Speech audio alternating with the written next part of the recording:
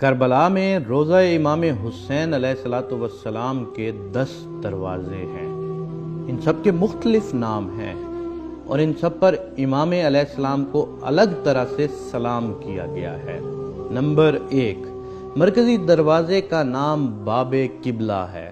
اس پر السلام علیکہ یا ابا عبداللہ الحسین علیہ السلام لکھا ہوا ہے، یعنی اے عبداللہ کے باپ حسین علیہ السلام، آپ پر سلام۔ امام حسین علیہ السلام کے 6 ماہ کے بیٹے کو ان کے صغیر سن ہونے کی وجہ سے علی اصغر کہہ کر یاد کیا جاتا ہے۔ ان کا اصل نام عبداللہ علیہ السلام تھا۔ یہ دروازہ قبلہ رخ ہے۔ نمبر 2، اس کے ساتھ دوسرے دروازے کا نام باب الرجا ہے۔ رجا کا مطلب امید ہے۔ اس پر السلام علیکہ یا شفیع المذنبین لکھا ہوا ہے۔ مذنبین گناہگار یا قصور والے کو کہتے ہیں، یعنی قصور واروں کی شفاعت یا بخشش کروانے والے، آپ پر سلام۔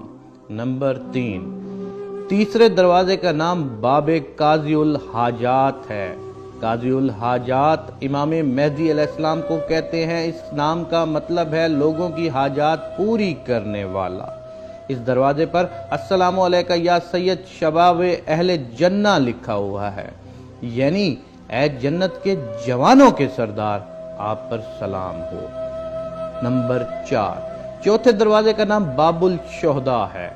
یہ شہدائے کربلا سے منسوب ہے۔ اس پر السلام علیکہ یا ابا شہداء علیہ السلام لکھا ہے، یعنی اے شہیدوں کے باپ، آپ پر سلام ہو۔ نمبر 5، پانچویں دروازے کا نام باب الکرامہ ہے۔ کرامہ کا مطلب عزت و وقار ہے۔ اس پر السلام علیکہ یا بن زمزم الصفا لکھا ہے، یعنی اے زمزم اور کوہ صفا کے بیٹے، آپ پر سلام۔ امام زین العابدین نے دمشق میں یزید لعین کے دربار میں اپنا تعارف ان الفاظ سے کروایا تھا کہ میں زمزم و صفا کا بیٹا ہوں۔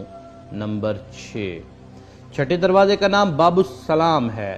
سلام کا مطلب ہے سلامتی یا زندگی۔ اس پر السلام علیکہ یا خامس اصحاب الکسا لکھا ہوا ہے۔ خامس کا مطلب 5واں، کسا کا مطلب چادر۔ مختصراً وہ حدیث یہ ہے کہ ایک دن رسول پاک نے ایک چادر میں اپنی بیٹی فاطمہ سلام اللہ علیہ، داماد علی علیہ السلام اور دونوں بیٹوں حسن اور حسین علیہ السلام کو ساتھ بٹھایا۔ کسی چھٹے ساتویں نے اجازت مانگی تو منع فرما دیا۔ ان پانچوں کو پنجتن اور اس حدیث کو حدیث کسا کہا جاتا ہے۔ اس دروازے پر درج جملے کا مطلب ہے اے چادر کے اصحاب میں 5ویں، آپ پر سلام ہو۔ نمبر 7، ساتویں دروازے کا نام باب السدرہ ہے۔ سدرہ دیودار کے درخت کو کہتے ہیں۔ کچھ لوگوں کے خیال میں یہ بیری کا درخت ہوتا ہے۔ کسی زمانے میں اس مقام پر درخت لگا ہوا تھا اور زائرین درخت کی نشانی سے دروازے کو تلاش کرتے تھے۔ عباسی خلیفہ ہارون الرشید نے اس درخت کو کٹوا دیا تھا۔ اس پر السلام علیکہ یا بن سدرۃ المنتہا لکھا ہوا ہے۔ رسول پاک معراج کی شب 7ویں آسمان پر پہنچے تو ایک مقام کا یہ نام تھا، گویا یہ بلند ترین مقام ہے۔ 7ویں دروازے پر درج جملے کا مطلب ہے اے سدرۃ المنتہا تک جانے والے کے فرزند، آپ پر سلام ہو۔ نمبر 8، 8ویں دروازے کا نام باب السلطانیہ ہے۔ اس سے کسی ترک سلطان، غالباً سلطان مراد چہارم نے تعمیر کروایا تھا، اس لیے اس کا یہ نام ہے۔ اس پر السلام علیکہ یا امین اللہ وابن امینہ علیہ السلام لکھا ہوا ہے۔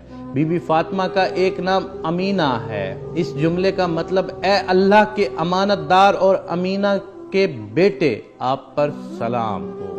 نمبر 9، 9ویں دروازے پر باب الراس الشریف لکھا ہے۔